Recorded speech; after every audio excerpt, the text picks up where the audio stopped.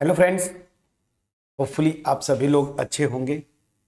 So case 2 जो last video में मैंने बोला था कि इस पे हम डिस्कस करेंगे। तो देखिए, जब x जो है ना, मतलब function of x differential equation में, मैं कहाँ बोला था, ये मेरा अगर एक्चुअल डिफरेंशियल इक्वेशन है, यहाँ पे ध्यान दीजिए कर्सर पे।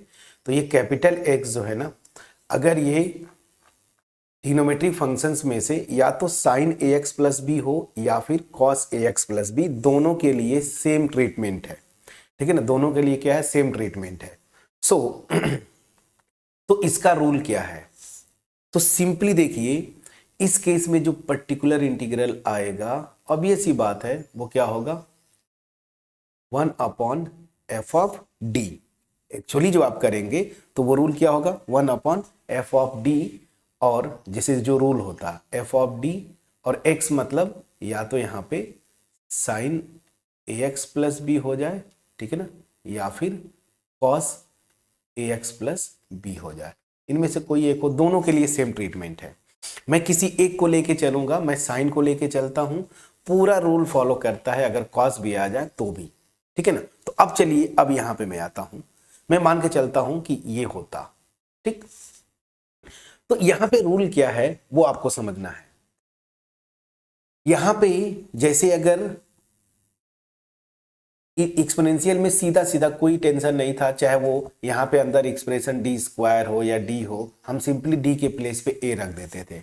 लेकिन यहाँ पे बस एक चीज ध्यान देना है कि एफ डी तो होगा, लेकिन यहाँ पे जो रिप्लेस करते हैं ना, वो डी स्क्वायर को रिप्लेस करते हैं किससे, एक्स का कोफिशियंट यहाँ पे जो है ना क्या है, ए, इसके माइनस साइन के साथ रिप्लेस कर देते हैं। मतलब डी स्क्वायर को रिप्लेस करते हैं माइनस ऑफ ए स्क्वायर। ये चीज याद रखिएगा कि यहां पे जो x का कोफिशिएंट होगा, ठीक है ना, उस कोफिशिएंट के स्क्वायर को माइनस साइन से मल्टीप्लाई कर दीजिए, तो मतलब माइनस ए स्क्वायर।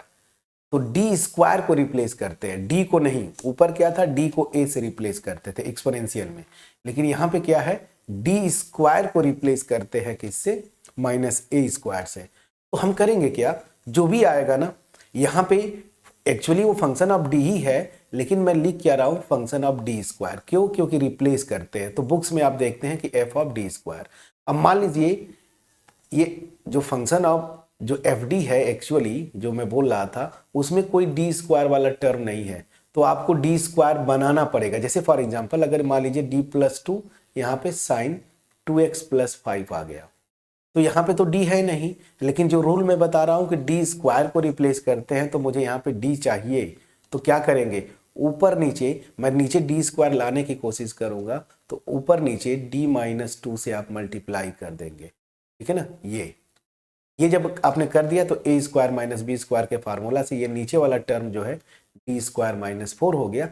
अब इस डी स्क्वायर के प्लेस पे क्या करेंगे, एक्स का कोफिशिएंट 2 है, तो -2 स्क्वायर से रिप्लेस कर देंगे। समझा पाया कि नहीं, प्लीज बोलिएगा। तो ये रूल है। तो इसीलिए बुक्स में वो सीधे सीधे एफ ऑफ डी ना लिख के वो लिखते क्या है, एफ ऑफ डी स्क्वायर। तो मैं उसी तरीके से लिख रहा हूं, और अगर डी स्क्वायर नहीं है तो डी स्क्वायर लाना पड़ता है, वो भी मैंने बताया कैसे। अब चलिए, तो अब चीजें समझ में आएंगी। अगर ये आ गया, मैं साइन एक्स को लेके चल रहा हूं, मतलब sign A X plus B. Simply क्या करते हैं आप कि जब पर्टिकुलर इंटीग्रल इसको निकालेंगे, तो डी स्क्वायर के प्लेस पे माइनस ए स्क्वायर रख देते हैं, तो ये हो जाएगा F of minus A square sine A X plus B. अब यहां पे भी सेम रूल जो एक्सपोनेंशियल में था, प्रोवाइडेड ये F of minus A square ये नॉन जीरो हो। अगर ये जीरो हो जाएगा तो फिर क्या करेंगे, तो यहीं पे मैं लिखता हूं, if F of minus A square becomes zero, then उस केस में पी आई क्या होगा। इंटरेस्टिंग केस है, वो पी आई होता क्या है, ध्यान दीजिएगा, दिस विल बिकम। तब आप क्या करते हैं कि आप इसको, अब ये जो पूरा मतलब फंक्शन जो भी दिया होगा, उसको डी के रिस्पेक्ट में क्या करते हैं, डिफरेंशिएट करते हैं। एक्सपोनेंशियल वाला रूल चलता है फ्रेंड्स, और कुछ भी नहीं। तो एक से मल्टीप्लाई कर देते हैं बाहर, और F dash minus A square, और यहाँ पे same sine A X plus B. Please check करिएगा क्या किया हमने, कि फिर इसको डी के रिस्पेक्ट में डिफरेंशिएट कर दिया, ये जो नीचे डिनोमिनेटर में होगा डी के रिस्पेक्ट में, जैसे एक्सपोनेंशियल में किया था और यहाँ x से मल्टीप्लाई कर दिया। अब अगेन यहाँ पे F dash of minus A square non zero होना चाहिए। अब अगर ये भी जीरो हो जाए तो बिल्कुल एक्सपोनेंशियल की तरह चलता है ये भी। इफ अगर F dash of minus A square this becomes zero, तो अगेन क्या हो जाएगा मेरा पर्टिकुलर इंटीग्रल। फिर से क्या करते हैं इसको, मतलब d के रिस्पेक्ट में 2 टाइम्स डिफरेंशिएट करेंगे, यहाँ x स्क्वायर हो जाएगा, x से मल्टीप्लाई कर देते हैं f double dash of minus A square sign ax plus, और यहाँ पे f double dash of minus A square आपको नॉन जीरो होना चाहिए। अब फिर से अगर ये जीरो हो जाएगा तो 3 टाइम्स डिफरेंशिएट करेंगे, x क्यूब हो जाएगा एंड सो ऑन। यहाँ तक तो चीजें समझ में आती है, मैंने एक्सपोनेंशियल में डिटेल में आपको बताया था, ठीक है। और सेम रूल चलेगा, अब मैंने साइन को लेके बताया, अगर कॉस होता तो यहाँ जहां जहां साइन है वहां पे कॉस रख देंगे, रूल सेम होता है। मैं समझा पाया कि नहीं प्लीज बोलिएगा। तो अब सीधी सी बात है, जब तक एग्जाम्पल न करें आपको चीजें समझ में आती नहीं है उतनी क्लियरली। तो अब मैं एग्जाम्पल, एक ही एग्जाम्पल में 2 पार्ट मैंने कर दिया, एग्जाम्पल में 2 पार्ट। फर्स्ट पार्ट जो है क्या है, find P I, find particular integral of, यहां पे मैंने कर दिया डी क्यूब, सिंबॉलिक फॉर्म में लिख देता हूं या सिंबॉलिक फॉर्म में नहीं लिखता हूं, एक ऐसे लिख देता हूं, दूसरा सिंबॉलिक फॉर्म में। चलिए, तो ये आपको करना क्या है, d3y upon D X cube plus 4 dy by D X, ठीक है ना, और this is equal to cos 2x। एक मैंने cos 2x पे ले लिया पहला, और दूसरा जो है same find P I of, इसको सिंबॉलिक फॉर्म में लिख दिया D square minus 5d plus 6, D square minus 5d plus 6 y, this is equal to sine 3x। ये वाला क्वेश्चन कई बार आया हुआ है यूनिवर्सिटीज में। एनीवेज, मैं एक ही क्वेश्चन में 2 पार्ट बना दिया, मतलब दोनों से, एक साइन ले लिया एक कॉस ले लिया। अब चलिए 1 बाय 1 करते हैं। प्रोसेस आपको समझ में आया है तो पर्टिकुलर इंटीग्रल क्या होगा ध्यान दीजिएगा। सीधी सी बात है, ये 1 upon F D, symbolic form में ये क्या हो जाएगा, डी क्यूब प्लस 4d, यही होगा फ्रेंड्स। प्लीज चेक करिए, तो इसको मैं लिख सकता हूं d ब्रैकेट में D square plus 4, please check करिएगा। इसको लिख सकता हूं तो पहले ये लिख दीजिए, तो 1 अपॉन, रूल तो वही है हमारा ना, एफ डी कैपिटल एक्स मतलब cos 2x। अब यहां पे ध्यान दीजिए, इसको मैं लिख सकता हूं D square plus 4 cos 2x। Theory में मैंने जो लिखा था डायरेक्ट कि f ऑफ डी स्क्वायर, लेकिन एक्चुअली मैं आपको बार बार बोल रहा था ना कि क्वेश्चन के अकॉर्डिंगली जो यहाँ पे रहेगा ना फंक्शन ऑफ डी, उसी को लिखते हैं। रिप्लेस अब क्या करते थे, अब याद करिए, रिप्लेस क्या करते थे, अब वो आपको याद रखना है। तो क्या करते थे समझिएगा, यहां पे जो, अगर आप देखिए 2 मैंने लिखा है, तो जैसे ही क्या करते, इस a यहां पे है ना, तो डी स्क्वायर के प्लेस पे माइनस 2 स्क्वायर मतलब -4 रखते, और जैसे आप रखेंगे देखिए ये मेरा 0 हो जाएगा। मैं समझा पा रहा हूं कि नहीं, प्लीज प्लीज बोलिएगा फ्रेंड्स, ठीक है ना, प्लीज बोलिएगा। तो दैट मीन्स क्या हुआ, दैट मीन्स क्या हुआ कि यहाँ पे ये डायरेक्ट रखने पे 0 आ जाना। अच्छा, ठीक है, ठीक है, कोई दिक्कत नहीं। तो अब मैं यहाँ पे क्या कर रहा हूँ, रूल समझिएगा। मैंने इसको लिखा 1 बाई डी, ठीक है ना, और यहाँ पे डी स्क्वायर प्लस 4, ठीक है ना, और यहाँ पे हो गया cos 2x। तो यहाँ पे 0 हो रहा है, तो बाई रूल क्या था, 1 बाई डी करते, और आप करते क्या, पहले यहाँ पे x लिखेंगे और इसको क्या करेंगे, d के रिस्पेक्ट में डिफरेंशिएट करेंगे, यही करेंगे ना, तो ये आ गया 2d, ठीक है ना, 2d आएगा, और यहाँ पे cos 2x। लेकिन ध्यान दीजिए यहाँ पे जो मैं कर रहा हूं वो अल्टीमेट जो है, यहाँ पे d आ गया, मैंने रूल वही लगाया कि ये 0 हो गया, डिफरेंशिएट करूंगा, फिर जो फंक्शन ऑफ डी स्क्वायर आएगा वहां पे ये रिप्लेस करेंगे, तो यहाँ पे केवल d है। अब इस d को अंदर ले लीजिए, तो ये x/2 मैंने बाहर लिया। समझ में आ रहा कि नहीं? यहाँ पे आप लिख दीजिए since -2² + 4 this is equal to 0। मैं जब रिप्लेस कर रहा हूं तो अब यहां से देखिए ये हो गया d² cos 2x, ठीक है, cos 2x। अब ये आसान हो गया। अब यहाँ पे d² की जगह 0 रखेंगे, ये 0 नहीं होगा, मतलब सॉरी d² की जगह पे -4 रखेंगे तो ये 0 नहीं होगा, ये क्या आएगा -4। तो यहाँ पे अब मैं लिखता हूँ सो x/2, और जैसे ही आपने यहाँ पे d² की जगह -2² मतलब -4 रखेंगे तो ये -4, यहाँ पे cos 2x ही छोड़ दीजिए। तो अल्टीमेट जो आंसर आया आपका -x/8 cos 2x। ये समझ में आया कि नहीं फ्रेंड्स? प्लीज प्रोसेस को समझिएगा। मैंने क्या किया, मैंने यहाँ पे जब ये रूल मैं स्ट्रिक्टली फॉलो करूंगा, देखिए यहाँ पे जब ये आ रहा था तो d² को रिप्लेस करना है, मेरा एक्चुअल क्वेश्चन ये था। मैंने 1/d को बाहर रखा। अभी ऐसे कर दीजिए अगर कंफ्यूजन है। ये मैं बाद में ऑपरेट करता इसको। जैसे ये किया मतलब -2² रिप्लेस किया मतलब -4, ये 0 हो गया। रूल के अकॉर्डिंगली पहले मैं डेरिवेटिव निकालूंगा, मैंने डिफरेंशिएट कर लिया। डिफरेंशिएट करने के बाद जब अब जो आएगा उसको मैं ऑपरेट करूंगा ना, d² की जगह -4 रखूंगा, लेकिन यहाँ पे d है। अब इस d को अंदर इंक्लूड कर लिया तो x/2 बाहर लिया, d² तो 1/d² cos 2x। अब यहाँ पे रिप्लेस किया तो मेरा आंसर जो है सीधा सीधा आपके स्क्रीन पे, ठीक है। प्लीज बोलिएगा, यहाँ क्लियर है? तो चलिए एक मैंने आसान सा एग्जांपल किया। मेरा मोटिव है ये क्वेश्चन करने का। अब इसको मैं करता हूं सेकेंड पार्ट। चलिए सेकेंड पार्ट पे जरा आइए।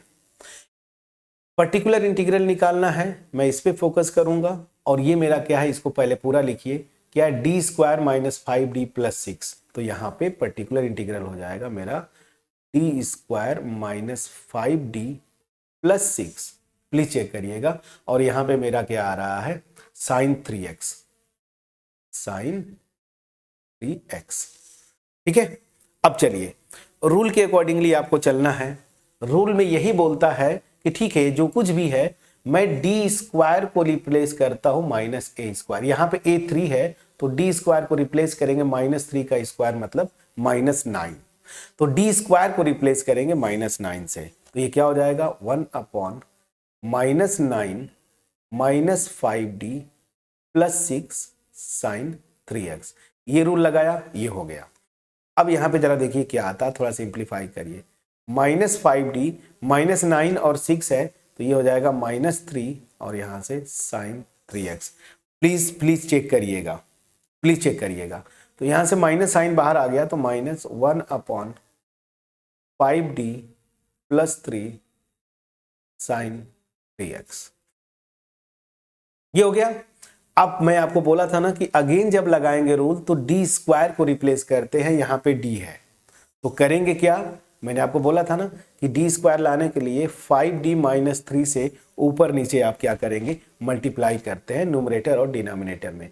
माइनस अभी बाहर रखिए, 5d - 3 से ऊपर नीचे आप मल्टीप्लाई कर दीजिए, ठीक है ना। ये कर दिया और यहाँ पे 5d + 3 पहले से था, दिस इज sin 3x। ये एक अच्छा क्वेश्चन है, क्यों अभी मैं बता रहा हूं। -5d - 3 ये ऊपर छोड़ दीजिए, नीचे जब करेंगे a² - b² का फार्मूला लगाएंगे तो 25d² - 9, ये सॉरी साइन है, मैं बार बार cos क्यों आ रहा है, चलिए sin 3x, तो दिस इज sin 3x। अब यहां पे रिप्लेस कर दीजिए। अब कोई टेंशन नहीं लेना है, d² की जगह आप -9 करिए और देखिए ये नॉन जीरो आएगा नीचे तो कोई टेंशन नहीं है। -5d - 3/25, d² की जगह -9 कर देंगे, -9 sin 3x। यहां तक समझ में आ रहा है कि नहीं फ्रेंड्स? तो अब जरा देखिए ये क्वांटिटी क्या आएगा, कैलकुलेट करिए।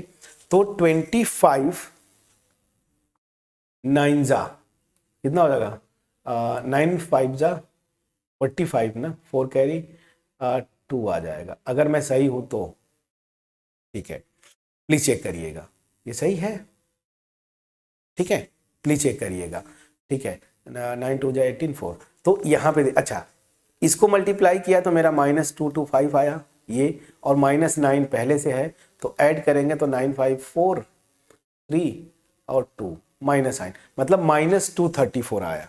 तो यहाँ पे आप ध्यान दीजिएगा, ऊपर तो ये मेरा है ही 5d minus 3 upon -234 sign 3x। अब यहाँ पे आपको कोई टेंशन नहीं लेना है, ये माइनस माइनस प्लस हो गया 1/234। अब मैं आता हूँ यहाँ पे 5d माइनस 3 और यहाँ पे साइन 3x। अब देखिए यहां तक तो जो साइन कॉस वाला रूल था, मतलब ये रूल केस 2 वाला लेके मैं चल रहा था, कहा गया केस 2 वाला। लेकिन यहाँ पे इंटरेस्टिंग केस आ गया, ऊपर अब डी आ गया। तो अब यहाँ पे टेंशन नहीं लेना है फ्रेंड्स, डी अगर आ गया तो डी का मतलब क्या होता है, डी बाई डी एक्स। तो अब आप इंडिविजुअली फैक्टर्स पे ऑपरेट करते हैं।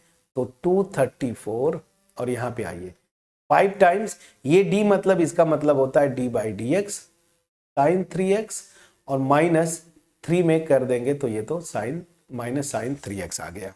यहां तक तो कोई टेंशन नहीं होना चाहिए था आपको। अब चलिए यहां पे आता हूं 1/234 और यहां पे देखिए 5 मल्टीप्लाइड बाई साइन 3x को करेंगे तो 3 cos 3x आएगा। ये चेन रूल से आप डेरिवेटिव जानते हैं, इसमें आप एक्सपर्ट हैं, मुझे कुछ बोलना नहीं है।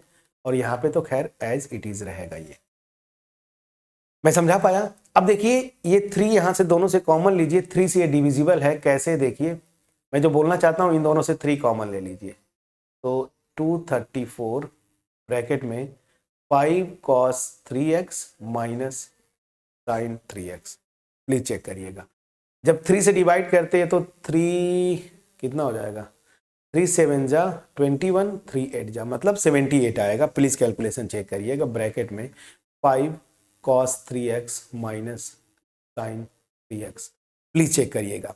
तो इस एग्जाम्पल के थ्रू मैंने ये पूरा यहाँ पे, मतलब जो मैंने एग्जाम्पल लिया, 2 एग्जाम्पल्स लिए। एक मैंने लिया जहाँ पे डायरेक्ट रख रहे थे, 0 था, डेरिवेटिव निकाल के फर्दर प्रोसीड कैसे करते हैं।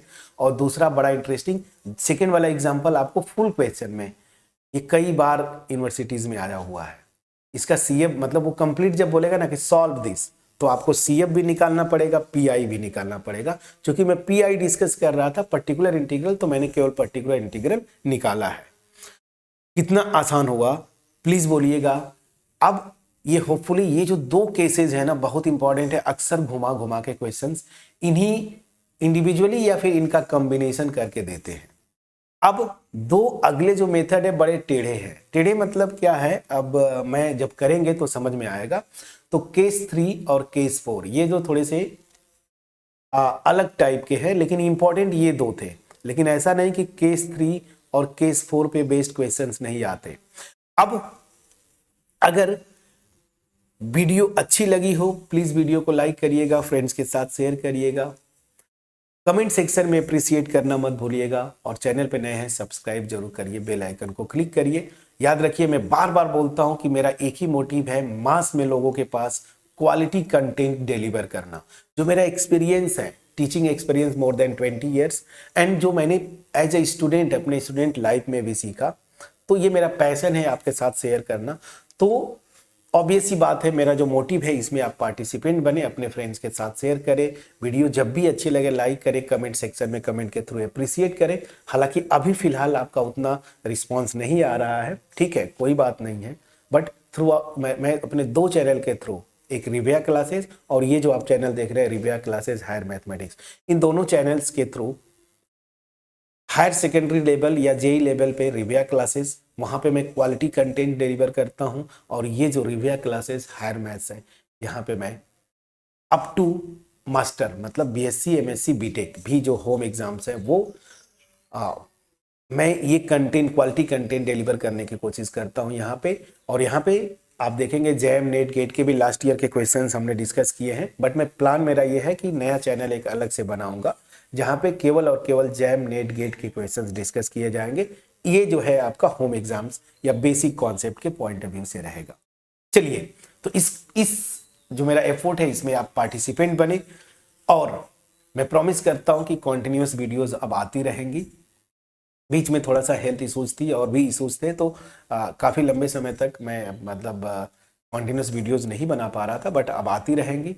सो केस 3 बड़ा इंटरेस्टिंग है, इस पे भी क्वेश्चंस बहुत बनते हैं। अगर जो मेरा कैपिटल X था ना, वो पोलिनोमियल फंक्शन हो जाए। मतलब ये x के पावर m, मैं ये सिंपल x के पावर m ले लूं, इसको एक्सप्लेन कर दूं, तो कोई भी पोलिनोमियल आप ले लीजिए इस टाइप का, a0 plus a1x plus a2x square, इस तरह से an x के पावर n, तो उसके लिए भी इंडिविजुअली अलग अलग ऑपरेट करके आप सेम रूल से कर ले जाएंगे। तो इसलिए इंडिविजुअली मैं क्यों ले रहा हूं कि अगर x जो है वो x के समथिंग पावर हो, मतलब x raise to the power m type का हो, तो उसमें कैसे डील करते हैं, तो इसको डिस्कस करेंगे। और एक और है, दो पार्ट है, दोनों इंपॉर्टेंट है, हालांकि इंपॉर्टेंट सभी है फ्रेंड्स।